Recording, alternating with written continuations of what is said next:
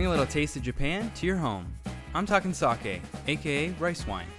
And while it may seem difficult, I promise by the end of this video, you too can start making sake at home. I'm TheBruSho, and this is TheBruSho. Let's make sake.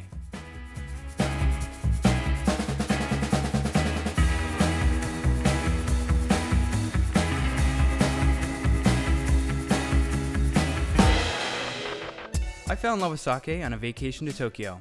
It's one of my favorite cities in the world, and in fact, it's where I proposed to my wife, so it holds a special place in my heart. From the culture and nightlife to the food and drinks, it's one beautiful and bustling place. Ever since that trip, I've been dying to make some sake at home for myself. Sake, or Japanese rice wine, has been made for over 2,000 years in some form or another. It's enjoyed at dinner, at festivities, or just with some friends. Sake can be enjoyed cold or hot, and can be cloudy or clear. Actually, the word sake literally means liquor in Japanese. So technically, what we're talking about today is rice wine. And although it's called a wine, the process of turning rice into alcohol is more akin to making beer. Rice wine is made without any additional sugars from fermentation. All of the sugars come from the rice itself. So the goal when making sake or any rice wine is to convert those starches in the rice into sugars, thanks to a special enzyme. But before I get ahead of myself, let's talk rice. The rice that gives the best results for the final product is one that is highly polished. Polishing the rice removes a lot of the outer layer of the grain, and with that removes a lot of the more harsh and potential off-flavor creating compounds. The inner portion of the rice is rich with starches and will leave a more clean and pleasant taste. While many sake breweries polish their rice to their preference, thankfully today we can order pre-polished rice online. Here's the one I'll be using, and I'll link to all the products I use in the description. But if you can find sake-specific rice at your local Asian market, then go for it. Next, let's talk about the enzyme. For sake making, we're specifically talking about Koji-Kin. This is a kind of fungus that's used in all kinds of fermentations in the food world, most notably soy sauce. When making sake, you only use a little bit. The Koji-Kin is spread over a small amount of rice, and in the right conditions of heat and moisture, it will convert the starches into sugars. You will literally taste the rice getting sweeter as you go. You can think of it like the malting process in beer making. You need to unlock those sugars before the real fermentation can happen. This malted rice is called Kome Koji. It's also a bit like making a ginger bug. You will then add this to more rice and it will convert more starches into more sugar.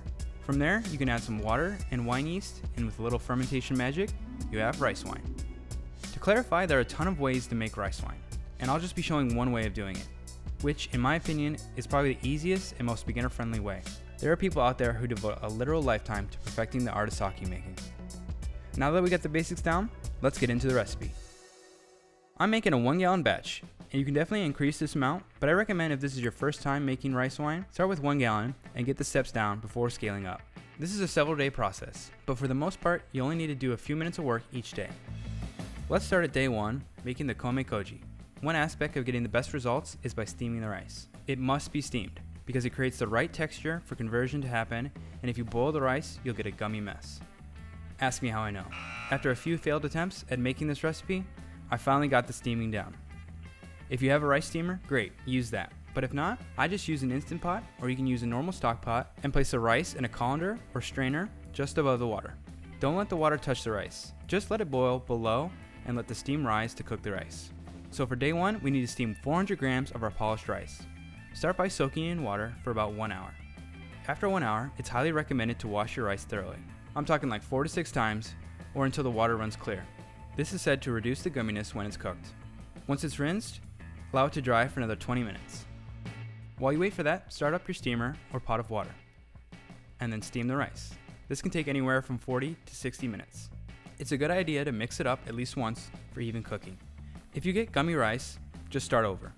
It should be sticky, but still hold its shape. And if anything, it's better to undercook than overcook the rice. But when it's done, pull it out and spread the rice onto a casserole pan or something like this to help the rice cool down. Once it's cooled down to around 86 degrees Fahrenheit, you can now add in the Koji-Kin. Adding it in when the rice is too hot will kill the fungus. Measure out 1.5 grams of koji. Kinda looks like super fine salt or garlic powder. Now just sprinkle it on top of the rice. Using a mesh strainer helps spread it out, but feel free to just toss it in evenly. Now just mix up the rice with the sanitized spoon and cover it with a damp kitchen cloth.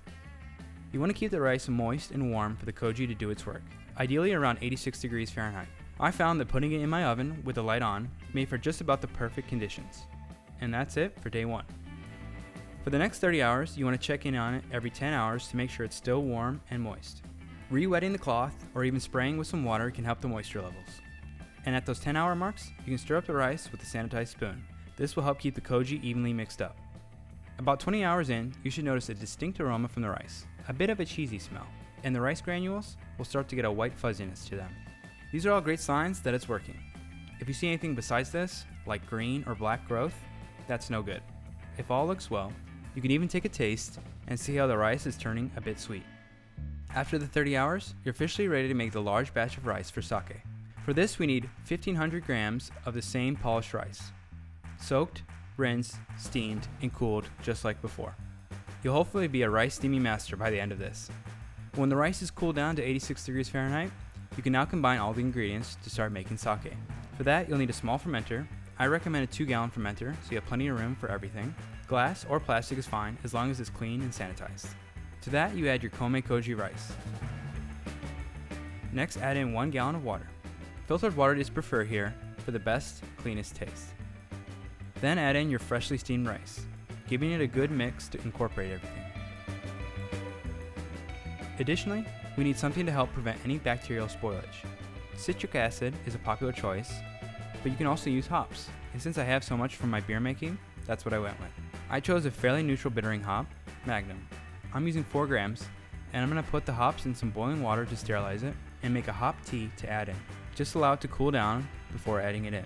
I also strained the hops so I just got that bitter liquid, no vegetal matter, but that's just optional. Lastly, the yeast. Feel free to use your favorite wine yeast here.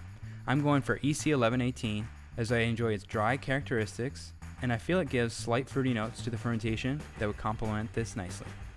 You want to use a wine yeast as it has a higher tolerance for alcohol. Speaking of which, I haven't spoke about alcohol levels or gravity readings because it's kind of hard to measure it in sake. The koji is constantly converting more sugars and the yeast will be fermenting them as they come available, so it's hard to get an accurate gravity reading. But generally speaking, sake can be anywhere from 10 to 20%. I'm not too worried about the numbers though, this is more of a fun experiment. With the yeast in, I give it a good stir and mix it up. Then I close the lid and add an airlock. I set it in a cool dark place until the next day. And on the next day, the airlock was firing off. Love to see that. If you're enjoying this video, be sure to hit the like button so I know that you're interested in fermentations like this. So for the next 2 to 3 days, it's recommended to open the lid and give everything a good stir with a sanitized spoon. This will push down some of the rice that's floating to the top and make sure you're getting all those koji spores all over the rice. The aroma after each day really starts to smell like sake, and after a few days, the fermentation activity will slow down. But I just let this sit for a total of 2 weeks to ensure all the sugars are converted and consumed by the yeast. After all that work and waiting around, it's now time to bottle up the sake. I quickly took a sample to taste it and it was delicious. It had a slightly murky appearance, which is normal. And if you wanted, you could just bottle it up as is. But I wanted to try and get the clearest rice wine possible. So using a colander, another fermentation vessel, and some sanitized mesh bags, I carefully poured the rice into the bag so that I could then squeeze and filter out as much sake as I could. This might look a little bit ridiculous, and definitely something you would never want to do with beer making, as it's a complete risk for oxidation, but I'll let the results speak for themselves. Once you have the rice wine filtered, and no rice granules left, I toss the fermenter in the fridge to cold crash. This will allow the hazy wine to drop to the bottom, leaving the clear stuff at the top. I cold crashed for about 24 hours, and as you can see here, there's the line where the hazy stuff is, so I just waited until it was below the spigot. So just using that spigot, and a bottling wand, I filled up some bottles.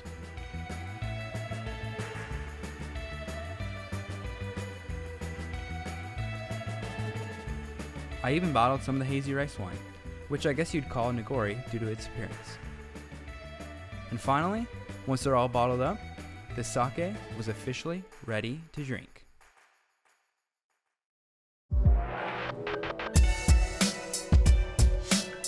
The rice wine came out crystal clear. I'm shocked, yet so happy that I can see through it. I chilled this down before pouring, and even still, it's very clear. I would contribute the clarity to cold crashing and filtering. On the aroma, I get a light fruitiness coming through. Almost a bit of pear, as well as a slight spice character, which could be a flavor from the fermentation. It could also be from the hops I added though. And when I take a taste, at first it's very clean, with a light melon or pear flavor, and a touch of sweetness at the end. And as it sits, there additionally is a bit of that spice character, which again leads me to think that that was a factor from fermentation. If I were to do it again, I would try to ferment even cooler and see if that would result in a cleaner aroma and flavor. But overall, I'm highly satisfied with the results. Drinking it chilled really makes this beverage shine, and there's almost no bite of alcohol. It's extremely smooth, which is a bit of a problem. Not knowing how strong this is, it can quickly sneak up on you. I would have to say this is one of the most satisfying fermentations I've ever done. There's so much time and care taken to get the steps just right, and in the end, it was all worth it. All that extra effort resulted in something very unique, and I can't wait to pop some open next time I make sushi.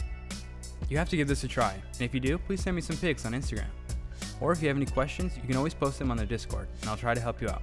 Thanks for watching, and Kome.